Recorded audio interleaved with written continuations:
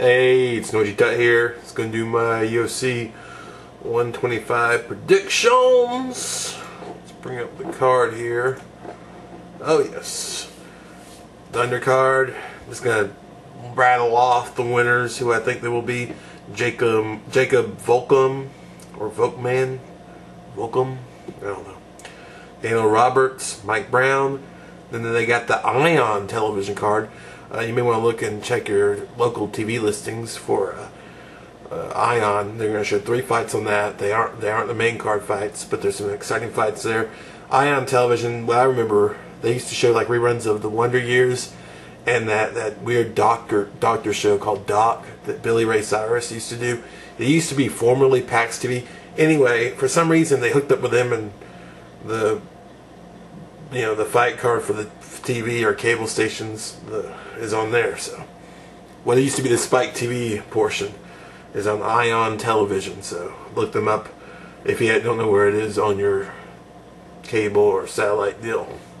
But anyway, Phil Baroni versus Brad Tavares. That's just an exciting fight. It's kind of maybe lopsided because Brad seems to be like this new breed of fighter that has all these other tools. And, Baroni is Baroni. He's one-dimensional, but he's a fun guy. He's a nice guy. It's cool he's still in the UFC. He'll never fight for the title. Never. Ever. Ever. But he's there. And he's an exciting fighter. And, that's one of the cool parts about, I'm glad they kept him around. I don't know why they drop other guys like, Hordaki or whatever. Doesn't make any sense to me, but they got Baroni, so that's pretty cool. But I think I'm going to take Brad in that fight. Hopefully it's a fun one. Josh Grispi versus Dustin Poirier. Take Josh Grispi. I don't really know much about these WEC fighters or WEC, whatever you prefer. Marcus Davis versus Jeremy Stephens. It's one of those heartstring fights because I'm really pulling for Marcus Davis because he's really at the end of his rope in his career right now. Jeremy Stephens is a young kid. He could come back and do all kinds of things. So I'm going to be pulling for Marcus Davis, and I'm going to pick Marcus Davis. I think it's really going to put a lot of heart out there. I really wish that he would rematch Dan Hardy. I'd like to see that. So yeah, on to the main card. Takanome Gome versus Clay Guida. So this is a really hard fight for me to pick because I have two sides. Like one part of my brain says that Gome is like in a different class entirely than where Guida is. And I think maybe he is. Maybe he's really just like another level above where Guida is right now, or where Guida will always be.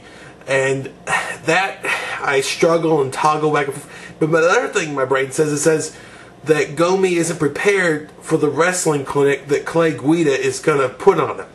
And that makes sense too. So I have both of those sides going back and forth. And what I'm finally going to go with, I'm just going to say, I think Clay's going to be able to take this, probably by decision, but I think he's got this. Just throwing that out there. Why the hell not, I like Gome, I like Clay. I hope none of them will be cut if they lose this fight, I don't think. They should not be, because they're good fighters. Nate Diaz versus Dong Hyun Kim. Gonna take Nate Diaz. Just because he pulls out these great underdog finishes. The only thing Diaz could ever improve on is his power. Otherwise, I like his striking, I like his ground game. He's got a marathon runner endurance in him. So, just the power. And it's just hard to do. He's got a good chin, too. If he has anything like his brothers, and I think he does, he has a good chin. He took a lot of 1-2s from Maynard, and Maynard's dropped some people. Next fight, Thiago Silva versus Brandon Vera. Brandon Vera, I think he's really just grasping at straws at this point in his career. It's really sad because he got all really overconfident over these wins over what I would call subpar heavyweights early in his career, and then once he started going against the upper tier, he just could not perform like he was against people who were subpar. And Thiago Silva, I think, is not maybe the up tier, but if he's an 8, Brandon Vera maybe is a 7, and I think Silva will take this probably on the feet. Yeah, Thiago Silva by probably KO, but he could also probably maybe go to the decision and win it. Then we got Chris Leben versus Brian Stann. To me, this seems like a step back for Chris Leben. It just, you know, with how he's been rattling off wins, you think he would be taking another step towards the title, but it's kind of really hard to market a title fight as long as Silva still holds it, Anderson Silva, because he's already lost Anderson Silva so early in his career.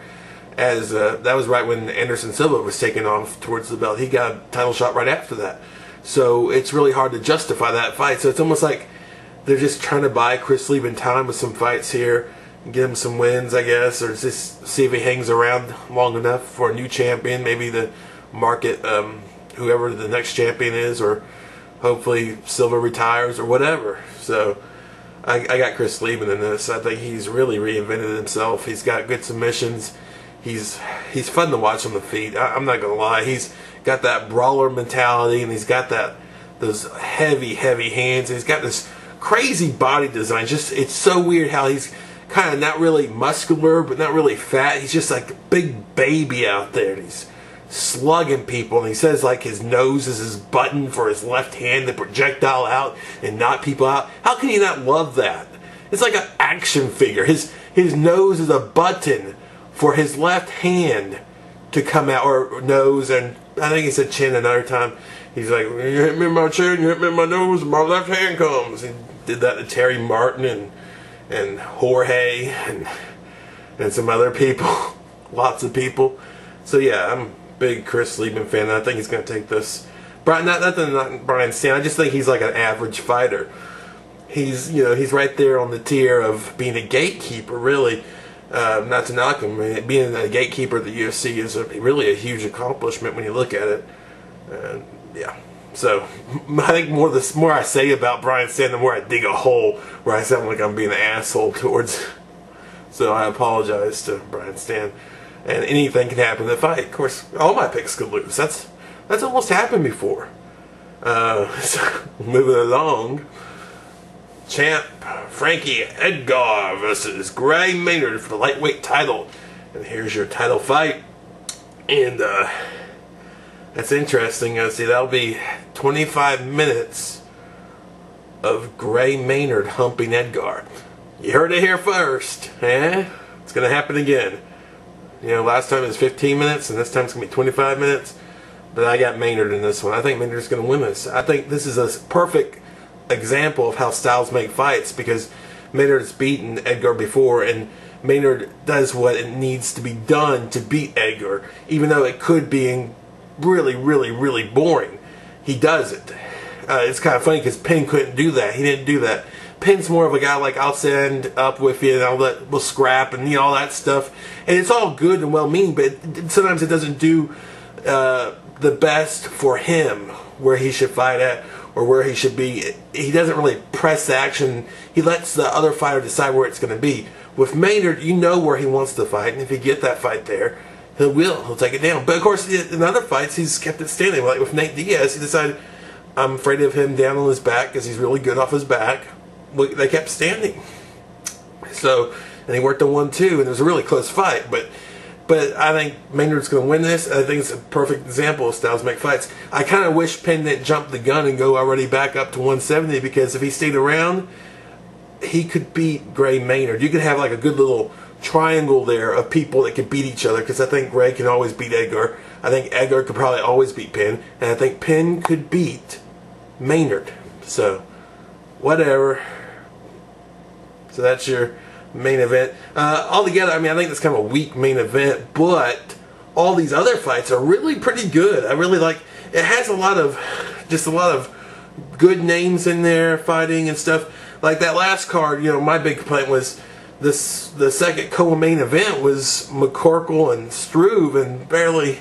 They just didn't really seem like a co-main event. This has a good co-main event, and this has a bunch of other good fights too. So it's well surrounded, I would say. So yeah, definitely a good card. And I thought, you know, I've never done I haven't done a contest ever. I wanted to do a contest. Hell, why not? So what I wanted it to be like, if you could, you know, pick the fights better than me. You know, because a lot of people complain about my picks. So if you're a subscriber of mine, go ahead and just list the fighters you think is going to win, their last names or whatever. I'm going to list it in the descriptions below, and you can see what my picks are, which I already told you what my picks are, but just so it's set in stone and no one has to, you know, wiggle out of it. Then I have like 3 little other questions. That way, in case we need they're little tiebreakers is what they are. Like, it's almost like a suicide, like, who is going to win this fight? Win a fight in this? Who's going to be a loser on this night? They can't be the same fight. It's got to be different. And how many decisions will be on the card entirety. So my winner is going to be Leben. My loser is going to be Baroni. And my decision is going to be 5. I think there'll be 5 decisions on this card. And that's just a tiebreaker in case we, you know, end up with the same wins and losses in the end. And the winner can pick his favorite out of this lot. This is UFC 51, 55, and 59. And this. You see? And you see the UFC DVDs? So you get to pick one. And, you know, if I end up beating everybody, which is a small chance, we'll just bankroll a DVD into the next bunch, and you'll have a chance of winning 2 DVDs next time. So, it sounds good, right? Eh? I thought we'd have some fun here. It's you know, Christmas wasn't too long ago, and New Year's is coming around, and yeah, I want to put on more contests, really. I just want to have more fun with my subscribers, share the wealth here, because not everyone gets this $3 DVD. Now, I'm willing to ship it anywhere, you know, anyone wins from, but you gotta count in that, you know, you may not have the same region coding as we do in the U.S., so you may have to have a USA DVD player. It just says NTSC on the back, so I think we're region 2. I forget. It doesn't say it on here. But yeah. Thanks for watching. Hopefully we'll have some fun. Just listen to your comments, your picks. I'd like it if it was single name, you know, so I just glance it. You know, I don't want you to say so-and-so beats so-and-so. Or blah blah blah. Just, you know, list it like I'll have it in the description below. Also, I wanted to throw out a shout out too. Why the hell not? Why not, Cody? Why not? Space to Dakota Gonzalez. Dakota Gonzalez did his first prediction video on this same card, and I'm gonna put it below too. Check him out. He's another UFC prediction artist, as we like to be called. Good guy. I really like his predictions too. They're really quite similar to mine, but he gives some good reasons why he picked who and what. And yeah, check him out. I'll see you guys later. Thanks for watching. Sunshine and nice dreams. Oh yeah. Happy UFC.